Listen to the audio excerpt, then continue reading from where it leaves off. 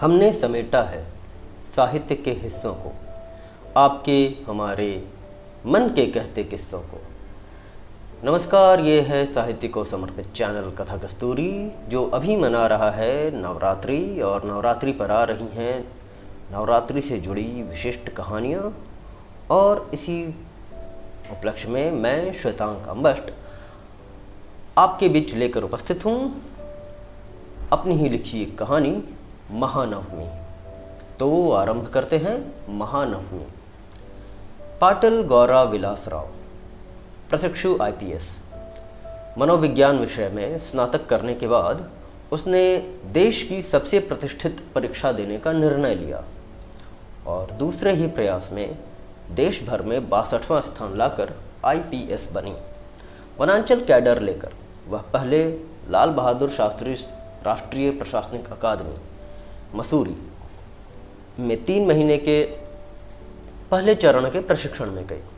फिर हैदराबाद अवस्थित सरदार वल्लभ भाई पटेल राष्ट्रीय पुलिस अकादमी में 11 महीने का कड़ा अनुशासित प्रशिक्षण प्राप्त किया, जहां उसने युद्धक कलाओं के दांवपेच, अस्त्र शस्त्रों को रखने और चलाने की योग्यता, विभिन्न वाहनों को चलाने की योग्यता और जरूरी कानूनी ज्ञान आदि प्राप्त किया।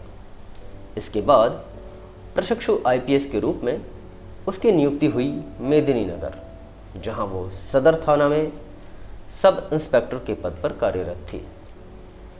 मेदिनीनगर में राल्फ थॉमस अपराध को एक नए आयाम देने में लगा था।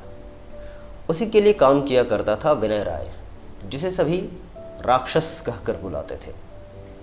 कहने को विनय एक मार्केट सप्लायर था, पर वो सप्लाई करता था धीमा जहर। नशीली दवाओं के अवैध व्यापार में रत विनय मेदिनीनगर में राल्फ थॉमस के लिए एक बहुत महत्वपूर्ण हो गया था। नशीली दवाओं का पूरा नेक्सस विनय से होकर गुजरता था। उसने अपने निशाने पर रखे थे नवयुवक जो अभी अभी कॉलेज जाना शुरू किए हों। अपनी ड्यूटी करते हुए गौरा ने एक बात ध्यान दिया कि कॉलेज रोड पर छात्रों का आवागमन हमेशा बना रहता है, रविवार और छुट्टियों के दिन भी। ये बात उसे संदिग्ध लगी। उसने गोपनीय रूप से 2 सिपाहियों को अपने साथ मिलाया, चंदन सिंह और जॉनसन किस्पोट्टा। ये दोनों कर्तव्यनिष्ठ सिपाही हमेशा अपने काम के प्रति समर्पित रहा करते थे और सारी जानकारियां जमा करने का काम भी यही करते थे। गौरा को मेदिनीनगर आए 2 महीने होने को थे। नवरात्रि दशहरे की छुट्टियां हो चुकी थीं, पर कॉलेज रोड पर गहमा गहमी बनी हुई थी। इसी दौरान गौरा को पता चला कि एलबीएस कॉलेज के पास कोई नशीली दवाओं से जुड़ी डील होने वाली है। ये डील दशहरे से एक दिन पहले होनी थी, नवमी को। समय पर गौरा, चंदन और जॉनसन भेष बदलकर कॉलेज के पास पहुंच गए। वहां पहुंचकर इन लोगों ने सबसे पहले आसपास का मुआयना किया। कॉलेज गेट से 50 मीटर पहले माँ दुर्गा का छोटा सा मंदिर था। नवमी के कारण थोड़ी भीड़ थी, श्रद्धालुओं का आवागमन लगा था। कॉलेज के छात्र भी आसपास मंडरा रहे थे, जैसे फूल पर भंवरा मंडराता हो। पास ही बरगद, नीम और जामुन के कुछ बड़े बड़े पेड़ थे और कुछ छोटी मोटी दुकानें भी। इसी बीच चंदन ने किसी को आते देखा। वो अपना चेहरा छिपाने की कोशिश कर रहा था। उसके हाव भाव थोड़े असहज थे। तीनों ने उस पर नजर रखते हुए उसका पीछा किया। उन्होंने देखा कि वो संदिग्ध मंदिर के बाहर खड़ा होकर किसी का इंतजार करने लगा। तीनों अलग अलग होकर उस पर नजर रखे हुए थे। तभी कोई व्यक्ति उस संदिग्ध के पास आया और उससे बात करने लगा। यह विनय था, विनय राय। विनय उस संदिग्ध को एक छोटा सा पैकेट दे रहा था। उसी समय गौरा और दोनों सिपाहियों ने उन पर हमला कर दिया। विनय को सबूत के साथ पकड़ने का ये सही मौका था जो भाग्य से इन्हें मिला था। हमला होते ही वह संदिग्ध पैकेट लिए बिना भाग गया। विनय के साथ आया उसका एक गुर्गा भी इनसे उलझ गया, पर जॉनसन ने एक ही थप्पड़ में उसे दिन में तारे दिखा दिए। पर विनय अलग ही रंग में था। उसने एक चाकू निकालकर चंदन पर हमला कर दिया और उसे हाथ पर मारकर भागने की कोशिश करने लगा।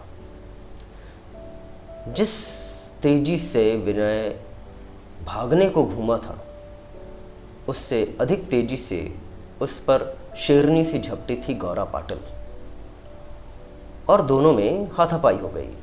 अब तक विनय भी लड़ने का मन बना चुका था। निहत्थी गौरा पर विनय चाकू के साथ झपट पड़ा। गौरा को भी ऐसी लड़ाइयों का पूरा प्रशिक्षण मिला था। उसने विनय से 2 मिनट के अंदर ही चाकू छीन लिया, पर विनय ने दूसरा चाकू निकाल लिया और गौरा पर फिर से हमला कर उसे गिरा दिया और उस पर चढ़ बैठा। जॉनसन और चंदन भी गौरा की मदद को आगे आए, पर इस सारे घटनाक्रम के कारण, मची भगदड़ के कारण भीड़ में उलझ कर रह गए। तब तक गौरा ने जमीन से चाकू उठाया और विनय की गले की ओर अपना चाकू वाला हाथ लहरा दिया। एक ही झटके में विनय का गला कट गया और उसके खून की कुछ बूंदें मंदिर की सीढ़ियों पर गिरी और कुछ जमीन पर पड़ी गौरा के मुंह में भी गई। और फिर विनय निढाल होकर वहीं गिर गया। राक्षस का वध हो चुका था। मां को महानवमी की बलि मिल गई थी। ये कहानी यहीं तक। अभी आप सुन रहे थे श्वेतांक अंबष्ट के द्वारा उन्हीं की लिखी कहानी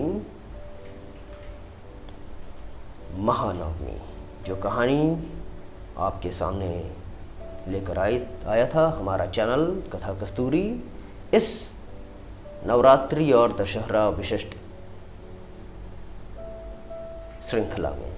ये कहानी आपको कैसी लगी अवश्य बताएं, लाइक करें, कमेंट करें, शेयर करें और चैनल को सब्सक्राइब ना किया हो तो सब्सक्राइब अवश्य कर लें। चैनल वही आपका अपना कथा कस्तूरी। आज बस इतना ही। फिर मिलते हैं एक नई कहानी के साथ एक नई वीडियो में। तब तक के लिए धन्यवाद।